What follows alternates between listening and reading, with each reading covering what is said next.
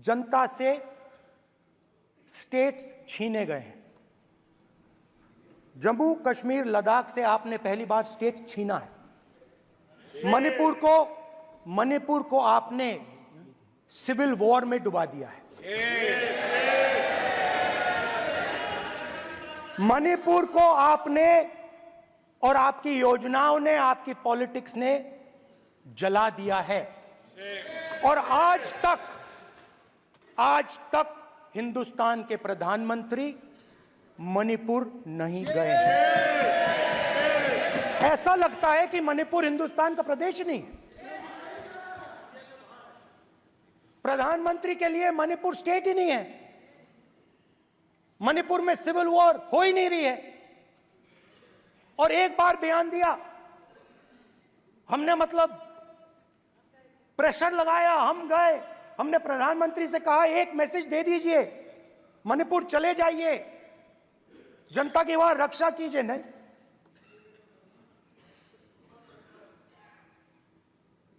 मैं वहां गया, कुकीज और मेइतेई से दोनों से मिला। आज तक नहीं, आंसर नहीं मिलेगा, मिल नहीं सकता। मणिपुर इनके लिए हिंदुस्तान का प्रदेश ही नहीं है। मणिपुर है ही नहीं। मणिपुर है ही नहीं, ना होम मिनिस्टर के लिए, ना प्रधानमंत्री के लिए, है ही नहीं, एग्जिस्ट नहीं करता। वो है ही नहीं। ना प्रधानमंत्री जाएंगे बोलेंगे कुछ नहीं, जैसे कुछ नहीं हुआ वहां पे। मैं रिलीफ कैंप में गया, एक औरत कांपती हुई, रोती हुई मुझे कहती है कि मैंने अपनी आंखों के सामने, हाँ मैं औरतों की बात कर सकता हूं, एक भाई मैं कर सकता हूं, एक भाई एक कर्तव्य निभा रहा। आप अपने संगठन में महिलाओं को नहीं डालते हो, मगर मैं औरतों की बात कर सकता हूं।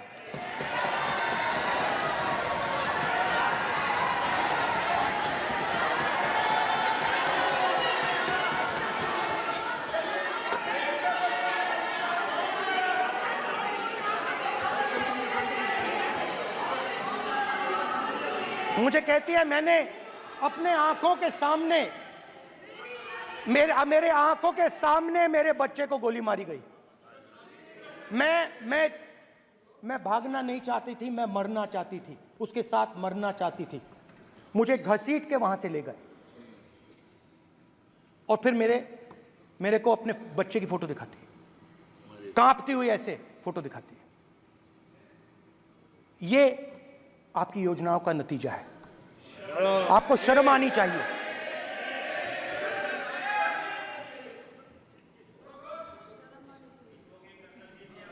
एक दिन प्रधानमंत्री 8 बजे कहते हैं,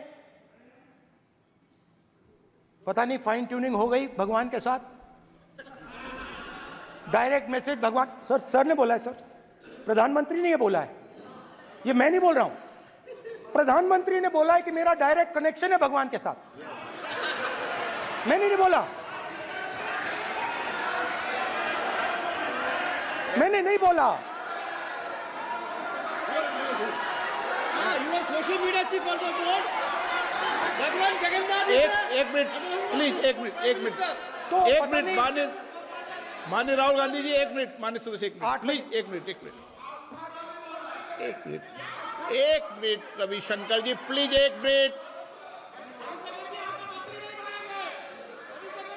माननीय सदस्यगण, आप वरिष्ठ नेता हैं, सदन के नेता होते माननीय प्रधानमंत्री जी, और हम सबको माननीय प्रधानमंत्री जी का सम्मान करना चाहिए। ये सदन में हमेशा उच्च कोटि की परंपरा मर्यादा रही है। नो सर, नहीं, गौरव, अगर आपको स्पीकर सर, मैं पुरानी पार्टी है। गौरव, स्पीकर सर, मैं रिस्पेक्ट कर रहा हूं। ये प्रधानमंत्री के शब्द हैं, मेरे शब्द नहीं हैं। ये प्रधानमंत्री जी ने कहा है, पब्लिक में, मीडिया को कहा है कि मैं बायोलॉजिकल नहीं हूं, मेरा डायरेक्ट कनेक्शन भगवान के साथ है। मैं नहीं बोल रहा हूं, प्रधानमंत्री मोदी जी ने बोला है। तो पता नहीं उस टाइम 8 बजे भगवान का मैसेज आया होगा। हिंदुस्तान के हिंदुस्तान, वही मगर फिर श्री राम ने आपको दूसरा मैसेज दे दिया अयोध्या में। भगवान का मैसेज आया होगा, मोदी जी नोटबंदी कर दीजिए। नोटबंदी कर दिया, डायरेक्ट ऊपर से आया मैसेज, ऑर्डर आया खटाक। और अलग अलग ऑर्डर आते हैं। अदानी जी वाला ऑर्डर आता है, बंबई एयरपोर्ट अदानी जी को ऊपर से ऑर्डर आता है, खटाक खटाखट खटाखट खटाखट ऑर्डर आते हैं। तो नोटबंदी कर दी। स्मॉल और मीडियम बिजनेसेस जो हैं, जो हिंदुस्तान की रोजगार की रीढ़ की हड्डी है, बैकबोन है, उड़ा दिया, खत्म कर दिया। आज नतीजा यह है कि ये जो भी करना चाहे करें, हिंदुस्तान के युवाओं को रोजगार नहीं मिल सकता। Job creation backbone is broken, finish, खत्म। नोटबंदी की, गलत जीएसटी लागू की, उड़ा दिया। अब मैं सोचता हूं, पहले मैं सोचता था ये पता नहीं कैसे हुआ, अब मैं समझता हूं कि ये अदानी जी, अंबानी जी जैसे लोगों के लिए किया गया। ये रास्ता साफ करने का तरीका था, रास्ता साफ करने का तरीका था। इनकम टैक्स डिपार्टमेंट उनके पीछे पड़ा रहता है। जीएसटी, डिमोनेटाइजेशन, 24 घंटा उनको तंग करते हैं। उनके कैश फ्लो को रिस्ट्रिक्ट करने की कोशिश करते हैं, कैश फ्लो को क्रश करने की कोशिश करते हैं कि वो परे हट जाएं और अरबपति उनकी जगह ले लें। आप किसी भी छोटे व्यापारी से पूछ लो, किसी भी स्मॉल मीडियम बिजनेस ओनर से पूछ लो, ये आपको बता देगा। गुजरात में मैं गया, टेक्सटाइल ओनर्स के साथ मेरी बात हुई।